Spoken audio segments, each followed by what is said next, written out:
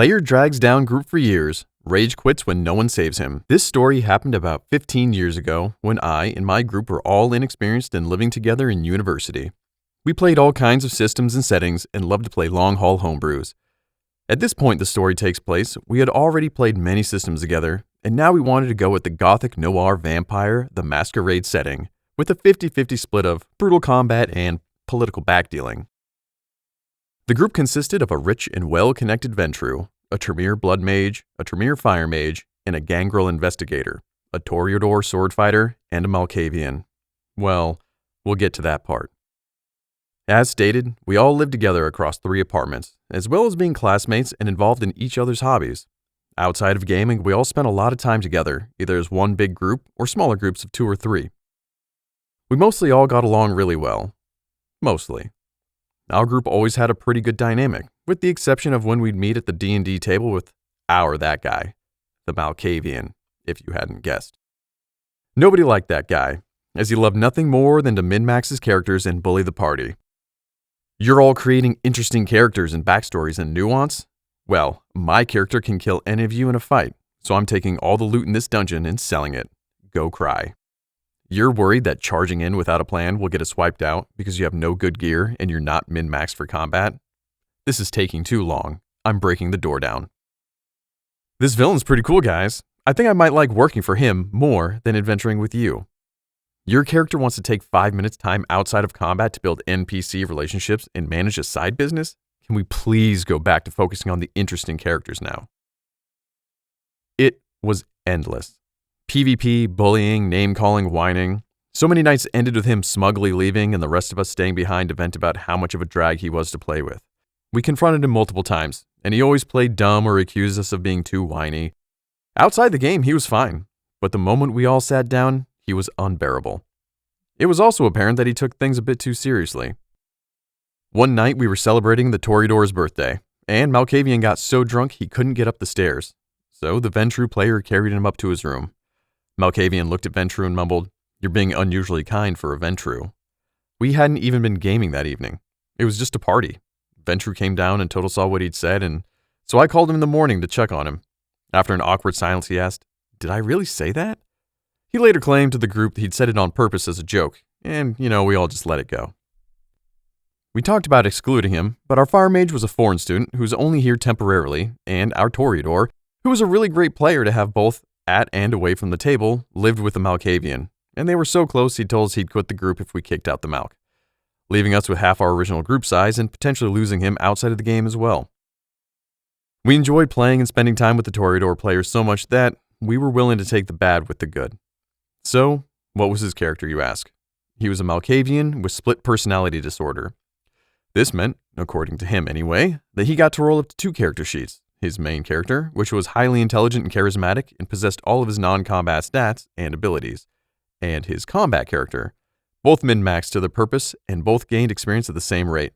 The mechanism that made one personality or the other take over, whether or not he felt threatened. It didn't take long for PvP to start. As a Malkavian, he chose the abilities that allowed him to spread madness and immediately set about sharing his gifts with the party. Constant hallucinations, nightmares, feelings of dread and paranoia. We were essentially haunted 24/7, always seeing things out of the corners of our eyes and hiding in shadowy corners, even in our homes. We didn't know the cause, but he made sure that it never let up. Now, this could be fun on its own. We could play up the paranoia, and we did, or we could slowly become more unhinged and volatile. Ditto. But then he started making himself our overt enemy, plotting with the higher-ups, trying to steal Tremere secrets, sabotaging my investments, or just filming us while we were off duty for blackmail purposes. His shenanigans got us in front of the prince more than once, and he was always reprimanded because my Ventru was just more savvy than him, and had acquired a lot more social power by now, because I had spent my downtime being useful to the higher-ups and acquiring power in the city. But to hear him tell it, the prince was unfair. This was because both the prince and her sheriff by this point were sick of his antics, but needed all hands on deck, and he was, admittedly, very good at wet work. So he was always punished, but never actually getting the punishment he deserved. This eventually came to a boiling point when the Gangrel, who'd been spending the entire campaign trying to break whatever curse was causing all the hallucinations and nightmares and fear and madness, finally found his answer. It came out of nowhere. with the Malkavian cruising toward the compound, and just before he entered Elysium, his car was T-boned and rolled onto its roof in an explosion of glass and steel. There were no words, no exchanges, just dice. The gangrel met his final death at the hands of the OP Malkavian, and none of us were there to witness it. After word reached the compound of what had happened, it was decided the Malkavian had acted in self-defense, and the gangrel, unraveled by whatever had driven him insane, had succumbed to the beast and attacked a member of his coterie. We weren't buying it. We never learned Gangrel's motivation for sure, but he was a shrewd investigator, and we knew damn well he'd have done his homework before pulling the trigger on a brother in arms. Something wasn't adding up. Eventually, our drama had to be put on hold because the antediluvians, ancient vampires capable of conquering entire continents, all awoke and things got complicated. We went globetrotting to try and rebuild the now shattered Camarilla and reunite the strongest vampires we knew in an effort to, well, hopefully one of them had an idea. Things were bad, and a single mistake meant a party wipe, and the Malkavian was getting more brazen in his desire to put the party in direct danger because he would be fine even if we all died. So, the Tremere came up with a plan. Using blood magic, he could lace mundane objects with his blood, and, upon touching them, a vampire could become bloodbound, essentially meaning they are increasingly loyal. At level 1, they simply feel a deep-rooted trust for the individual. At higher levels, they become more obedient. We made an agreement out of game that this ability would only be used on the Malkavian and never past level 1. We didn't want to control his role-playing, we just wanted less PvP and more cooperation within the group. The plan was set. The ritual was completed. Now we just needed to wait for him to grab the item, an urn to be used in another different ritual. The Tremere asked him to take the urn and place it on the shrine, which he did. The GM said, after all the months of surviving battle after battle, getting your hands dirty together, bickering but staying alive, you're beginning to feel a strong trust towards the Tremere, like he's a brother who will always have your back. The Malkavian replied, I attack him. GM, you what? Why? I just said you trust him. Malkavian, I attack him. I can't trust the Tremere. I'm going to kill him. GM, but you do trust him. You've never had any reason not to. He's always been dependable, and now the world is ending, and all you've got is each other. Malkavian, I don't care. I don't trust him. He dies. We somehow managed to avoid PvP by assuring him there was no threat. Unlike him, we didn't like the idea of players killing other players. He made it clear this wasn't over, and we called it a night. The Tremere and Ventru immediately went to work looking for something, anything in the rules that could protect the party from him without kicking him out and losing the Toreador. After days of reading through rule books, they found their answer, a blood contract. We'd restrain him, hand him the contract, and make him choose, sign it or catch some sun. The Tremere blood mage, with the help of his business-savvy Ventru, drew up a long contract chock full of legalese that basically was meant to distract. Every line was a caveat or a loophole, or a phrase that, when you finally boiled it down, basically said, I promise not to kill players except if provoked. Now, we weren't stupid. Months of playing with that guy, we knew he'd instantly say we provoked him by making him sign a contract. So there was a line very early in the contract that was so innocuous that no one we showed caught it. It basically said, in the vaguest terms possible, you will not do things we don't like. The gloves were off. We were done trying to compromise, no half measures. Breaking a blood contract meant demons appeared and forced you to uphold it. We'd have a 24/7 private demonic security force watching him and keeping him from railroading the party. We had our plans set, but before we could enact it, our party got overtaken by heavily armed kindred. After a brief fight, we were at their mercy. Everyone was either in torpor or was in no shape to fight or negotiate.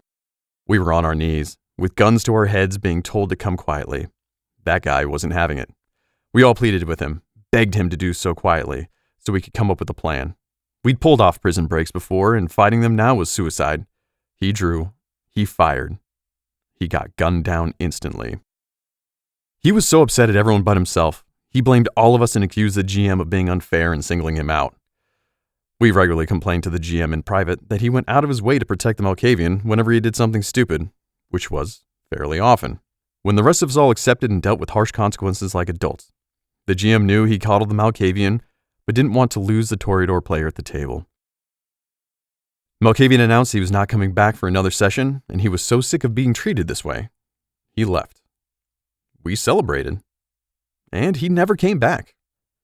And neither did the Toreador, who also felt the GM was unfair to the Malkavian. It's been more than 15 years since that went down, and I still have the Malkavian in my Discord friends list, though we never talk. I messaged him a year ago because I was interested in getting the gang back together and thought, it's been 15 years. He's probably easier to deal with. I'll just have a chat with him and see how he feels about the way we left things. It kind of shocked me. He was the same. Still bitter and betrayed, and had no memory of having ever done anything wrong to the group. I mentioned the PvPs, the thefts, the sabotages, the meanness and pettiness, the metagaming, even the time he'd rolled up an adamantium construct covered in spikes because I'd rolled a bare-handed monk, and all the ways that he'd ruined the other players' plans and achievements for the lulz, and he just didn't remember any of it. All he could remember from all of our months of gaming at the table was how poorly we had all treated him. I'm not sure what the lesson is here, guys. Everything went how you'd expect. He never changed or improved. His friend left with him like he said he would. Our group was down to half its size, and while we were glad to be rid of the Malkavian, we really missed having that Toreador player at the table, and in our other events. Our future sessions were pretty great, and we had some terrific campaigns and characters ahead of us, so it had a happy ending, even if we were down 2 friends and a good player. If there's a lesson to be learned here outside of ripping off the Band-Aid, I'm just not seeing it. I'd like to reiterate that outside of gaming, the Malkavian was pretty chill to hang out with. In response to some of the comments, we were a close group of friends outside of gaming, and hung out and did stuff as a group. We shared classes and lived together. Gaming was just one more thing that we did as a group, and was the only thing that actually caused tension. And ultimately, our goal was not to kick him out, which would have caused a lot of hurt feelings and possibly ended friendships. That sort of ended up being inevitable, as after he left, the Toreador stopped showing up for future sessions. I guess the lesson here is, it may be tough, friendships may end, but if you're not having fun at your gaming table, it's time to kick that guy out, and unfortunately take the collateral damage with it. Before we take our leave, don't forget to subscribe to our channel, All Things D&D. Stay tuned for more amazing Dungeons & Dragons content.